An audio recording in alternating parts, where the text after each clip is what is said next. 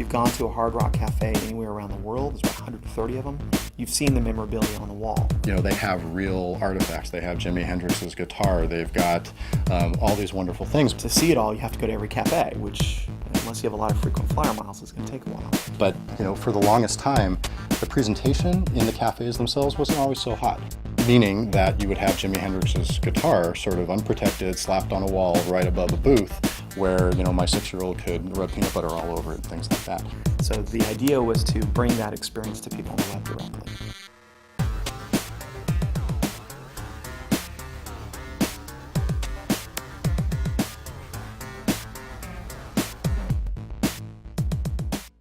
When we got wind of the deep zoom feature, we spent 24 hours taking a bunch of photos that we had already of Hard Rock and just dropping them to a really simple application and then showing how you could zoom all the way in and all the way out. It was actually Vertigo and our partners Duncan Shannon sort of selling Hard Rock on Silverlight and Deep Zoom as the way to present this stuff online. Bring up a web browser and go to memo.hardrock.com. Just move the mouse wheel. And the Deep Zoom really became the clincher for them. We had the meeting with the CEO in the hallway, flip open the laptop and show him. 5 minutes later, he said, "This is great. What do we do next? You have all my support."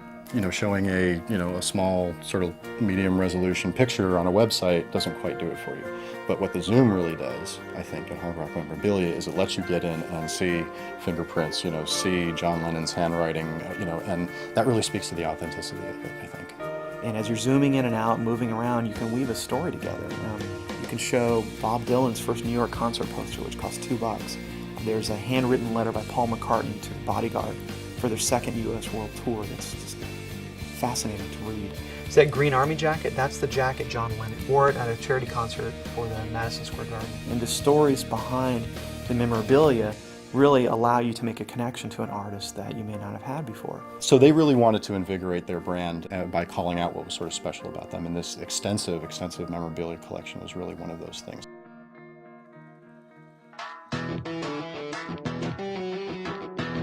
I started the company 12 years ago, and so one of the things I really wanted to do when I started Vertigo was to bring the design staff on to work together. You know, we believe in the collaborative result, you know, that the collaborative result between designers and engineers is better than designers can do alone, better than engineers can do alone. Fast forward about 8 or 9 years from when we started Vertigo, and now we have Microsoft Expression Suite. And really what that is an indication from Microsoft that they believe design is critical to building good software. We're really doing applications that have a lot of behavioral qualities to it, so animated transitions and things sort of slide across the screen now. You don't sort of get page refresh clicks. And working up front in Expression, we start to build all of those behaviors and we start to think about those as designers much earlier on. So we don't leave it till the end to say, well, I know I've given you these two sort of static Photoshop mocks. But really what you're supposed to do in between them is this is going to slide in here and that's going to fade out there. We don't have to go through that process of trying to describe what we want. It's right there. But having this tighter integration, I actually see developers and designers standing over each other's shoulders, working together, really doing this kind of iterative process, which works so well when you're exploring new ideas. And having that open flow of communication really allows us to achieve great things.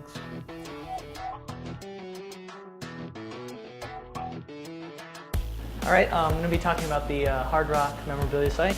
There's some cool new features that we just launched for the Silverlight 2 release. We've been able to take it all the way from Silverlight Beta to Silverlight 2 release. And along the way, we added a key feature that was part of the original vision.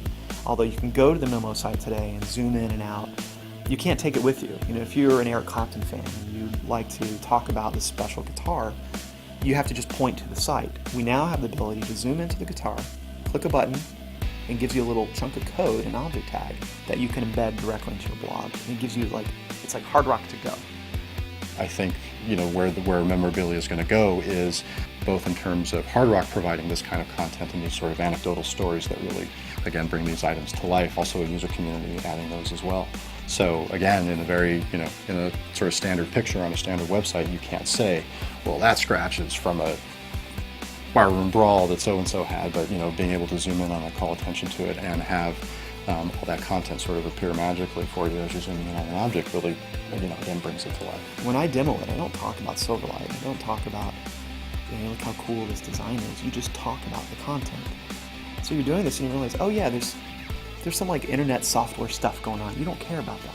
You just care about the experience, and that is really the goal here.